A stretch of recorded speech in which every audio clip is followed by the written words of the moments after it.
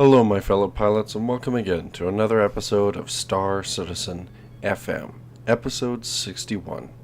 Star Citizen FM is your fan community source for anything related to Star Citizen, the community, or anything else in the verse that might catch your fancy. Star Citizen FM is hosted by yours truly, Dr. Hawk, so join me on this special episode as we finally get to analyze the dogfighting module. So for those of you that can't tell, I'm actually excited about this. My voice tone has increased by a whole 2 decibel points. Alright, that little stupid joke aside, for those of you that are not aware, Chris Roberts demonstrated the dogfighting module at PAX this year. Now, quite a few of us have been waiting for some dogfighting, or if anything, some Star Citizen gameplay for quite a while. And now that we finally have some, my podcast doesn't just have to be voice anymore. So we're going to take a quick, or maybe rather in detail, look at the dogfighting module, go over what I think it'll lead to, as well as some cool little observations I noticed, and then just have a general chit chat about the dogfighting module. So right away from the start, and you'll have to apologize, the quality of the video is pretty good, but it was taken, unfortunately, not from the best sources, so it's a little hard to see. But right from the beginning, we got a nice little glove animation, nice little animations everywhere, and we have a lot of fan cheering, as you may hear.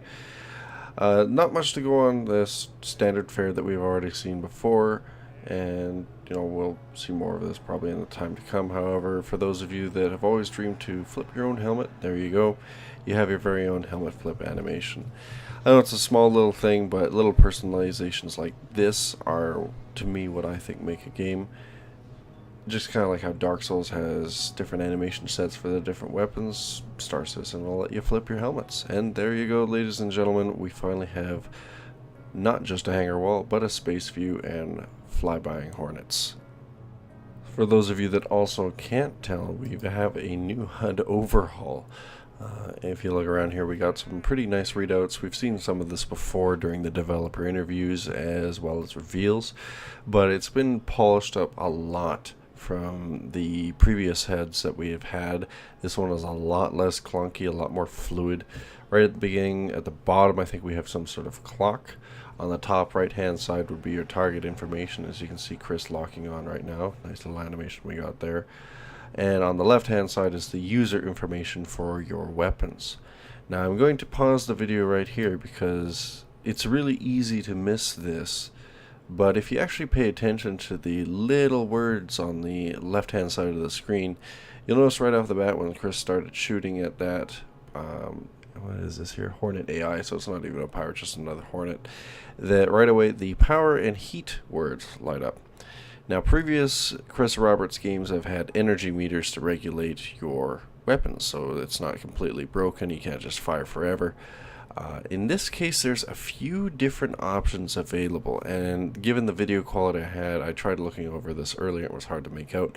We have the power and heat show up right away when he starts firing his energy weapons.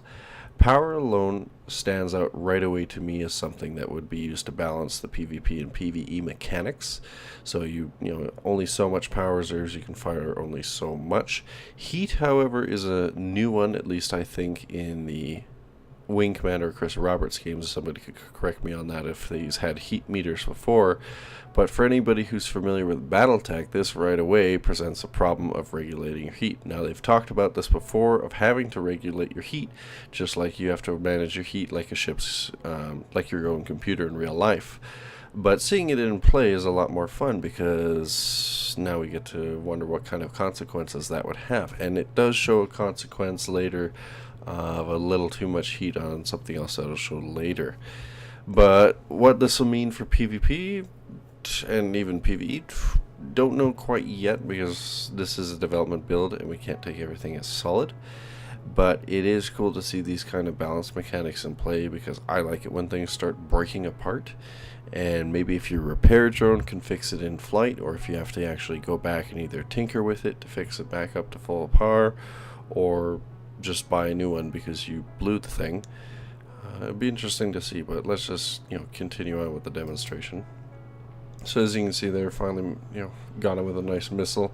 There are no debris effects from what I think Chris says later in this demonstration. He ended up shooting a husk and nothing really happened. So this pilot here is pretty much considered dead. And if you also notice there, we have G-force effects. Now I wanted to go over this topic just a little bit because on the forums and chat roll there has been a little bit of confusion. And I'm going to pause the video here. G-force can happen in space, for those who aren't aware. I know some people know you can, and some other people thought this was a little bit of a cop-out by Chris Roberts. You can't have G-force in space! There's no gravity. Well, unfortunately, due to Newton's first law, which is an object in motion tends to stay in motion, and objects at rest tend to stay at rest unless an outside force acts upon them. If you're going 100 meters a second in one direction and you suddenly change direction, you're going to want to continue going in that direction. Now, the human body, and I'm going to assume other organic bodies in the star system universe, this is Vandul, Bandu, whatever, Quark, Tribble, is that you have blood, you have fluids in your body, and etc. And if they're going at 1 kilometer a second towards one direction and you go 1 kilometer a second in the opposite direction, that will have disastrous consequences for the person inside. Not necessarily maybe the ship, because this is space and you're a little bit more robust or etc., but your body will not. So it actually is kind of cool to have G-force, because other space games in the past have not had this, or most of them. Some of them have. Either the excuse being an inertia dampener or artificial gravity, blah blah blah. Having a G-force in a space shooter for me means there will be a little bit more a balance for PvP aspects, so because right away, as some of you may have noticed, there is a lot of mobility in these ships, like turn on a nickel kind of mobility. And not having any G-forces like that would result, I think, in a merry-go-round of loop-de-loops until one person finally outwitted the other pilot. So G-force will throw in a nice little kink into people's plans and make people fly a little bit more cautiously, or if they really so choose, push it to the edge. Now, I don't know if you'll be able to build up your pilot skill to take on more G-forces, or if that might be an implant or something you can pick up in Star Citizen later down the road. But it'll be an interesting mechanic to see it play. So, and to leave it on a positive note, yes, people, you can have G-forces in space. Not so much from, let's say, Earth or another bodily planet, but mostly just because your own damn body betrays you. Now, the only way to actually get rid of this would be to either leave the galaxy or be so far away from any other celestial bodies that gravity becomes a moot point, because then you wouldn't feel it. But given that most of the gameplay that I've seen from Star Citizen have some sort of celestial body nearby, that logically gives it some sort of leeway to explain the G-forces, as well as pit Star Citizen more interesting locales. So unless you're fighting in the midst of deep space, we're just probably going to have to deal with some G-forces. Moving on to another interesting thing that you might see here. Alright, and as you can see here, he's whittling down the shields of that pilot ship, and watch on the left hand side. And here we go. Bam! Pausing the video right now. This was that other little thing I wanted to go for. If you look on the left hand side and look at I think this is a class 2 minigun. I can't actually read the video quality too well on this. This is the ballistic weapon of the Hornet, the 2 Gatling guns on the left and right hand sides of the wing. You will notice a brand new spankin' damaged word has appeared on the ship's readout. So, I don't know if this happens only to ballistic weapons or if it can happen to every other weapon, damage received from other players notwithstanding. But you notice as Chris gave off that nice long burst, the heat meter went up, things turned orange, and then shit, broke it. Now, I don't know exactly what kind of damage states or what damage states will have an effect on in-game. This damage could be a reduced damage to opponent penalty, it could be possibility of jamming, it could be possibility of catastrophic failure, or just a reduction in the efficiency of this particular piece of weaponry. Later on in the video, you'll see it as he goes on some longer bursts. It eventually does go to red. Now I don't know if red is completely damaged and won't work, or if red is just completely damaged, will work, but not as well as you think. Again, this is also a developer build, so it's really hard to establish what kind of penalties and consequences will come into play. Because later on Chris flies into some asteroids and it is revealed it is flying in a dev version, i.e. God mode.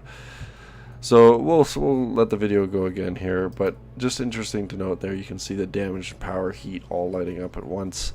There is some percentages beneath each one of those words. Either those are heat meters or threshold meters. I'm not too sure entirely yet.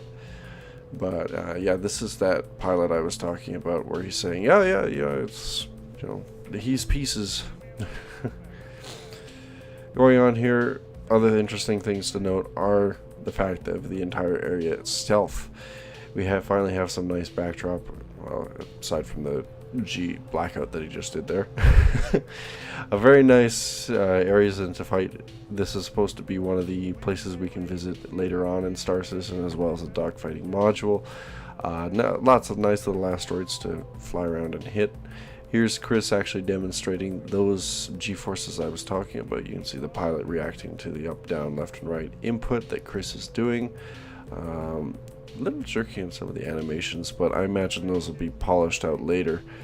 Nice visual effects from the R2. Oops, crap, that would have been a very big stake right there. I think he paid. Yeah, there you go. That would have been a pretty bad mistake there. Very nice effects from the reaction control thrusters. I know a number of you fans had already gone ahead and keeps cutting me off. There's the Newtonian mode that you guys had wanted so much. I think everybody wants that because that actually presents a lot of different tactical options in the game. Not only is the game dictated by front, forward, left and right, and up and down axis, it's also affected by inertia. So any skilled pilot could take advantage of this to make some pretty tricky maneuvers otherwise impossible in the real world. Speaking of the reaction control, he goes on to show this toggle mode where you can actually control your up, down, left, and right. This would be pretty handy for both PvP and PvE applications. PvP, the pretty obvious one being hiding behind asteroids, as Chris is doing here, sneaking up on potential targets, maybe just landing on the asteroid itself. PvE, this might actually come in if you're just trying to so much as dock your ship on another ship. Last thing you really want to do is flying at full afterburner. Anybody who's ever seen Wing Commander knows that can have some bad consequences. One of the things I did want to point out, if you checked on the left-hand side of that screen, I forgot to pause the video. Oh, here he goes. There's an actual input regarding the momentum that you impart on your craft. So if you look on that little gimbal, it's above all the weapons, you can see that every time Chris turns, moves, or otherwise manipulates the ship, you can see the latitude, longitude, and I don't know what that last one is there, VRT, somebody can correct me on that. I think that's just vertical momentum. You can see it's illuminating to show you what exactly or how exactly your ship is moving. So when he moves left, it moves left. This is a good, nice little indicator for those who are using their ships, let's say in Newtonian mode, who don't actually have a bearing on where they're going. And in space where there is no up, down, left, or right, that could be quite handy. Oh, yep, there you can see Chris just turned the chain gun to yellow and red. So yeah, there's what I was saying. It is now broken, or something else yet. Now that I could finally see it, that other word that is not lit up is AI. So I think that is for when you have either your AI opponents or possibly a module later on. Excuse me, a module that you pick up later on in the game to control those weapons. So maybe you don't have to manually aim all your weapons. Some of them you can dictate control to an AI program, or I think he's going backwards there and hitting objects. But anyways, giving control to an AI module so you can focus on more important things at the time, I don't know yet. Again, this is a developer build and we're all going off what we see now. Also, another thing I want to make a note of, this external camera that Chris is currently using. As some of you remember before, Chris has mentioned that he has no interest of doing a third-person mode.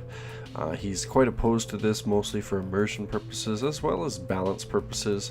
Anyone who's ever played a Battletech game or any other third-person game knows you can easily manipulate a camera to see around a corner, getting an advantage on the other person.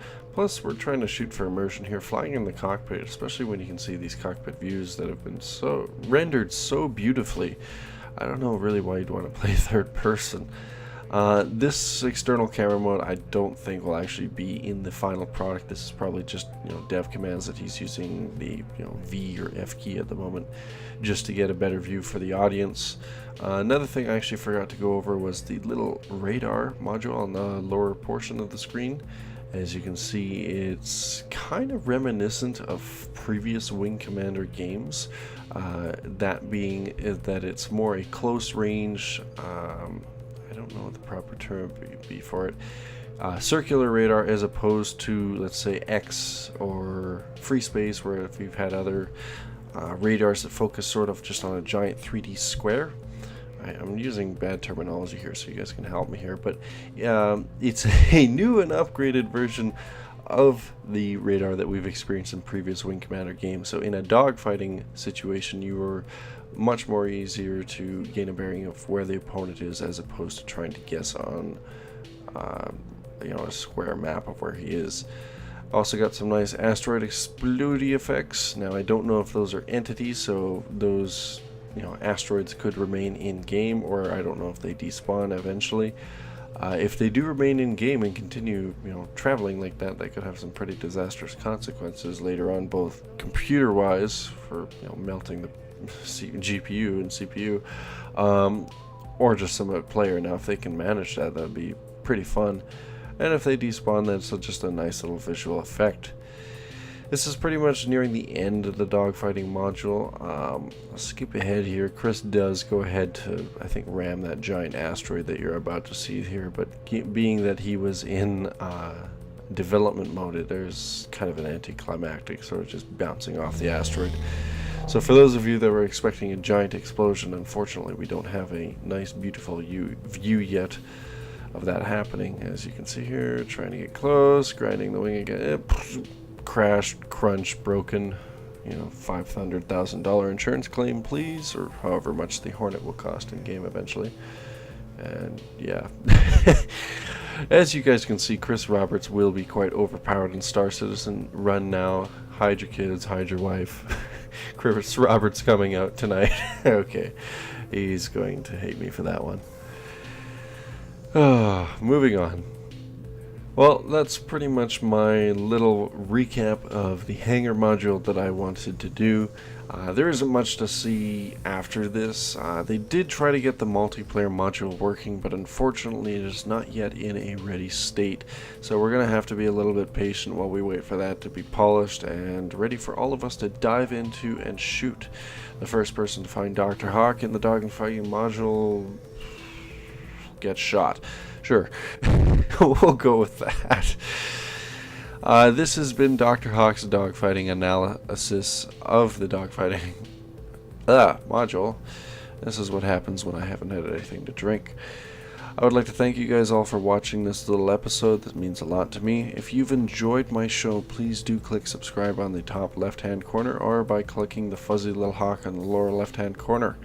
I also take tips and donations if you think that I did a good job, as by popular demand. That can be done at PayPal at lucas.g.drhawk@gmail.com.